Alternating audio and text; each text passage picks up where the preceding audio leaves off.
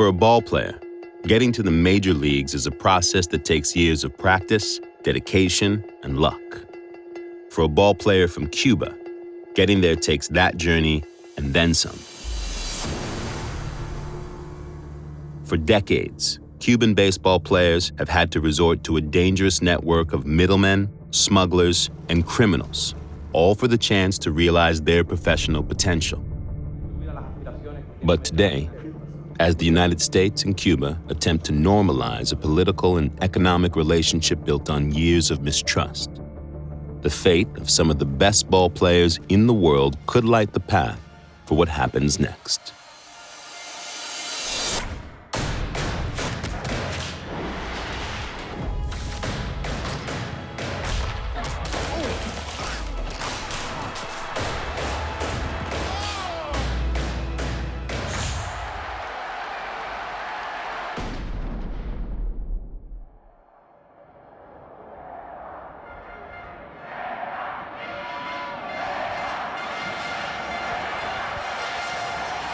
We're inside Estadio Latinoamericano watching the nutsest baseball game I've ever seen between Industriales and their main rival, Matanzas.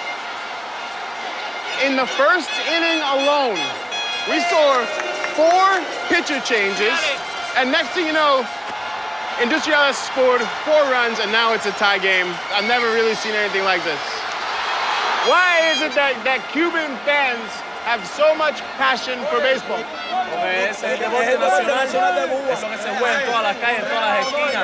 When one of your favorite players, when they leave, how does that make you feel? Lo que importa es que los peloteros cubanos destaquen en cualquier país. Mientras sea en Cuba, vivimos el regionalismo, pero cuando sea a nivel internacional, lo que nos importa es que los peloteros nacionales, los cubanos, sean los mejores allá. Political change and a future of uncertainty hover over the island of Cuba. But one thing remains constant. Baseball here defines the national identity, and its roots run deep through this country's history. But for the Cuban baseball player who hopes to play in the majors, the journey to America is a long one, and their path to immigration is unlike any other citizen leaving the island.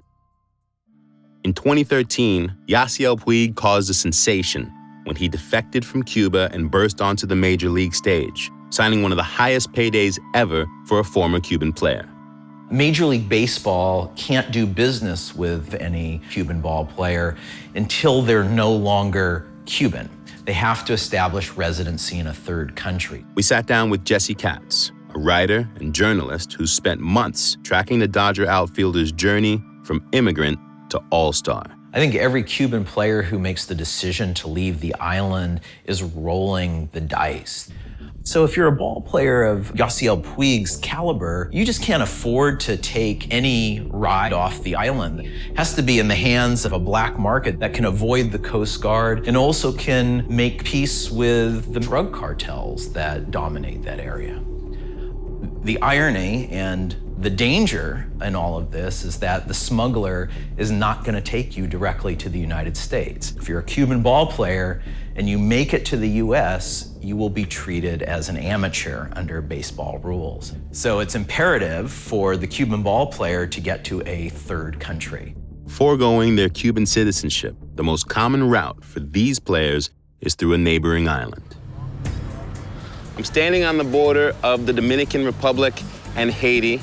That is the Masacre River. This route is important because it's one of the many routes that the players from Cuba use to get into the Dominican Republic. The players that take this route must first make it across the sea and into Haiti. Then they're faced with a trek over the mountains before they get to Santo Domingo, a city where dozens of MLB academies have sprouted up to scout new talent. But in December of 2014, a groundbreaking announcement put a light at the end of the tunnel. Today, the United States of America is changing its relationship with the people of Cuba. We will end an outdated approach that for decades has failed to advance our interests, and instead, we will begin to normalize relations between our two countries. But surprisingly, The 2014 announcement has had the opposite effect for major league prospects across the island. Since the mid-90s, the rate of Cuban defections to America has been a constant. In the last year alone, that number has exploded to more than 40,000 defections. Ball players are now part of an unprecedented exodus.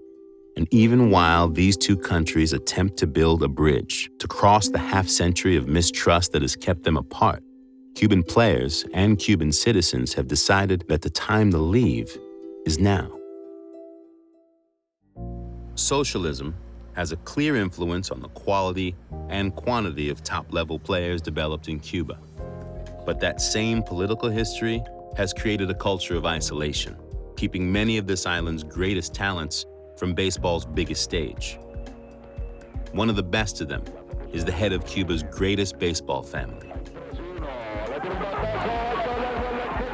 With over 2,000 hits and a lifetime batting average of .322, Lourdes Gurriel is a legend of the Cuban game, and his legacy lives on with his three sons, Yuneski, Yuleski, and Lourdes Jr.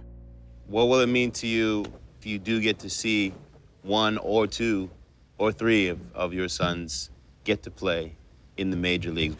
Que vio mis números, buenos números, pero yo no puedo decir no, fui un gran pelotero, ¿no? Porque no me probé nunca en Grandes Ligas. Si me hubiera probado en Grandes Ligas, de decir, pero si fui un gran pelotero, va a ser una gran satisfacción, en el caso mío, de que mis hijos, y decir, yo jugué en Grandes Ligas. ¿Me entiendes? While they haven't played in the United States, the Gurriel brothers are major league talent, no question. The youngest, 23-year-old Lourdes Jr., is one of Major League Baseball's most coveted prospects. While at 31 years old, Yuleski Gurriel is still considered the most complete player in Cuba. Have either of you ever been approached by any major league teams? Sí, hemos tenido muchos acercamientos. Prácticamente cada vez que salimos del país tenemos muchas ofertas, muchas personas que se nos acercan para que traten de desertar. Why did you guys stay home? Why didn't you leave? Siempre estar unidos, la familia. Nosotros, eso es lo que una de las cosas que nos ha ayudado mucho. Nunca nos hemos separado y gracias al apoyo de nuestros padres también estamos aquí hoy. The Gurriel family is the crowning achievement of the Cuban system, and recognizing the need to adapt and keep their best from defecting to America, Cuba made an unprecedented concession in 2013.